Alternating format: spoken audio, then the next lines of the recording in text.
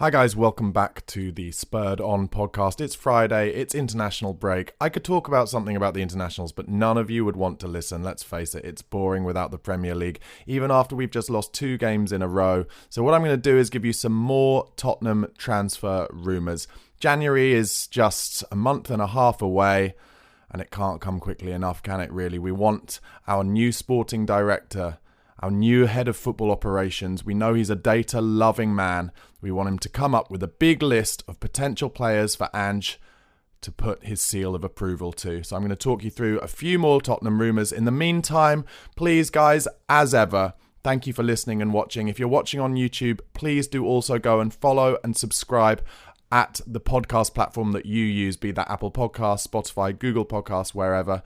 I should say that the podcast episode of the daily Spurred On content goes out before the YouTube content. So YouTube will tend to go out at about 5 o'clock in the afternoon, but often I'll put the podcast up on the podcast platform, sometimes as early as 9:30. So if you like listening to podcasts when you're having a run or you're driving or you're just going to work, then do give it a follow and a subscribe and a listen. And also maybe even drop me a comment on Apple Podcasts if you can. Vice versa, if you're listening and you want to see me in real life, my face, then come to YouTube, youtube.com/@BarnabySlater_. But as I said, Tottenham transfer rumours, and we're going to start with Archie Gray, a Leeds United wonderkid, only 17 years old. He's a midfielder by trade, but he's been playing fullback for Leeds this season. He's really made his breakthrough this season. 13 appearances for Leeds. He's come up through all the England youth teams. And I can just say, just yesterday, he was added to the full England senior squad. Now, I'm pretty sure that's more like he's there for training with the team as they prepare for these 2 internationals. But still very exciting for a young player to have been drafted up to train with those players.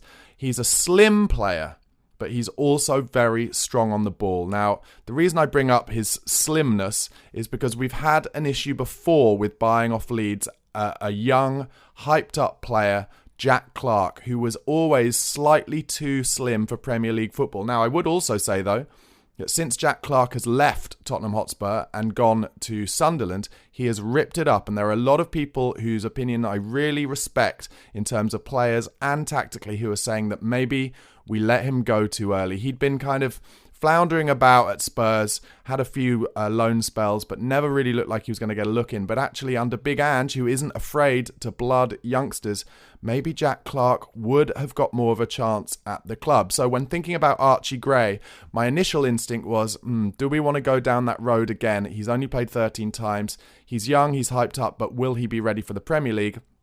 I do feel things are a bit different now we've got Big Ange at the club. As we know, it doesn't matter to him what age you are if you're good enough. And so it could be that this is a potential signing for the long term and we would get him in and then also send him out on loans. Or it could be that if he did come in, Ange would be so impressed with him that he'd throw him in, especially, if we continue to suffer with, freak injury problems into the new year. What I also wanted to talk about, I mentioned Jack Clarke, but we also have more history of buying Leeds academy graduates. Aaron Lennon played for Leeds, was the youngest ever Premier League player back in the day when he played for Leeds. Spurs snapped him up on a brilliant, I think, £1.5 million deal, and the rest was history. In a time where Spurs were just starting to come out of their slumber under Martin Jol, Aaron Lennon was a key part of those next kind of 7 or 8 years. Absolutely rapid down the right wing, sometimes was played off the left as well. Really good on the ball, very hard to defend against, and of course set up that magical goal for Crouchy in the San Siro when we went there and beat them, and Joe Jordan had a fight with Rene Gattuso. What a night that was. Also from the Leeds Academy we got Paul Robinson, of course, who was my favourite goalkeeper for a while. We hadn't had a goalkeeper as good as Robbo for quite a while. He did drop off towards the end of his Spurs career, and I always thought it was after he had a bit of a howler playing for England where the ball bounced over his foot from a pass back. But he was a great shot stopper, really good goalkeeper compared to what we had recently, in the years before that. And like I said, in the kind of the rebuilding of Spurs as a force in those kind of early to mid noughties, Robbo was a key part. So I'm talking about having bought off Leeds before, and I think 2 out of 3 isn't bad, and maybe we should have kept Jack Clarke. So Archie Gray, Could it be a good signing for us? What does he bring? What attributes does he bring that are attracting Ange Postecoglou? Well, he's a good striker of the ball. He's a midfielder, but he gets himself in positions where he can hit good shots, and he is a good striker of the ball, particularly with his right foot. Excellent in tight spaces, which is a key Ange Postecoglou attribute. He's brave on the ball when he's got players around him. He's either going to try and take them on with a little nutmeg, or he's going to play it off and run past them. He's not blessed with like mega pace, but he's quick enough to get past a man. He's got great vision and passing, also a good mid to long range passer, which Ange will like as well, but likes to give it easy and go. Through balls look good. I've seen good examples of vision where he can see in between the defenders in the last line and play it through. And he can tackle as well. So it really looks like, based on the transfer rumours that I'm going to talk about today, that Spurs are looking for more midfield reinforcements. And to be honest, that doesn't surprise me, because I'm not sure Ange thinks that, let's say, Højbjerg and Skippy are perfect midfield players for him. We're talking players who are brave, want to take the ball all the time off the back four like Basuma does, and are willing to either pass it and go or beat that first man. So I think Archie Gray is a potential signing for Tottenham Hotspur. I can see why they're interested in him. However, other clubs rumoured to be interested in this wonder kid: Liverpool, Newcastle, Arsenal and Chelsea. So he's a potential one for the future, but there's a big fight on there to get his signature. And in reality, would he come to us over those clubs? Possibly. The one I'd worry about more than any actually is Newcastle, because they are buying young players like Livramento, like Rico Lewis. And maybe Eddie Howe can get in his ear and say, well, not only will you get a chance here, but we're in the Champions League. But obviously I'm biased. I would go for Big Ange. If it was a battle to sign him, I'd listen to Big Ange, just like Maddison did. And that's the place I'd want to go. Tottenham Hotspur. Okay, next up. A South American, Andre, from Fluminense, Brazilian international, also a complete midfielder. We're looking at players who have similar attributes for what Ange is looking for. These abilities to take the ball in any situation and be brave. He's 22 years old. Liverpool, Arsenal, Man United also interested. 2 caps for Brazil. And one thing I wanted to, talk about, which some people won't think about a lot, but he's made 150 appearances since his debut in 2020. That means not injury prone. That means he can handle it. The Brazilian league is dirty, frankly, at times. They love a tackle and they're not afraid of it. They kick each other, and he hasn't been injured. He's quite short in stature, but he's very, very strong. Shows for the ball all the time. Loves to beat a player. Brazilian flair, but also isn't afraid to give it and go in kind of passing 1-2s. Very exciting midfielder. Uses both feet. Great vision. Short and long passes.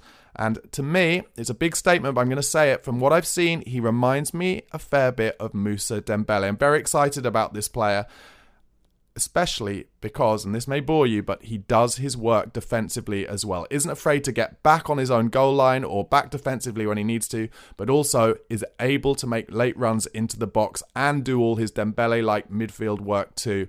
So this is an interesting one. We've got a couple of Brazilians in our squad, obviously. We've got a few South Americans, not afraid to buy in like that. Will Ange like this player enough to go to Levy and say, you've got to get him? I would get him. I like the look of him. Let's see what happens. Very, very exciting. Finally, on Tottenham Transfer Rumours today, I'm going to talk about an ex-Premier League player who moved to Saudi. He moved to Al Hilal. Ruben Neves, who was previously at Wolves, Portuguese international. I've always really liked Ruben Neves. There are now rumours that Tottenham and Arsenal and Newcastle are interested in getting him back in January. I'm fascinated by this player. He's only 26 years old. Why did he go to Saudi Arabia? There must have been Premier League clubs who were interested in him at that time. Obviously, money was a big factor, but he could have gone to Saudi Arabia later in his career. My cynical nature says that maybe he was told if he goes to Saudi now, he'll get a move back to Newcastle. So I would say in terms of Tottenham, this is the least likely of all the signings, because I think Newcastle will be streets ahead in terms of the possibilities of him coming back to the Premier League. Wouldn't surprise me if the public investment fund in Saudi will just be paying for his wages in Saudi for him to come and play in Newcastle, maybe even on loan. But if he did come to Spurs, again, he's got those attributes. He's great on the ball. He's strong, good at free kicks, great passer, great shooting from outside the box. I could see why Spurs would be interested in him because he's so brave on the ball and will always want to get it from our back four, which is something I think we're going to be looking for with any midfield reinforcements we try to bring in. But like I said, I think this is the least likely of the three, because why wouldn't Newcastle be in pole position on this one? Anyway, guys, thank you so much for listening and watching. Once again, honestly, thanks so much for your support. I'm loving the comments that you're leaving me. I hope you're all happy that I'm replying to all of them, even the guys who are giving me a bit of abuse, which I love. Keep them coming. Ask any questions. And like I said at the beginning, if you're watching on YouTube, please do go and follow, subscribe, be that on Spotify, Apple Podcasts or Google Podcasts. It really helps support me, and it helped me be able to make this content for you daily, and vice versa. If you're listening on the podcast, please do come to YouTube and subscribe. It's youtube.com/@BarnabySlater_. And most importantly, of course, come on you Spurs.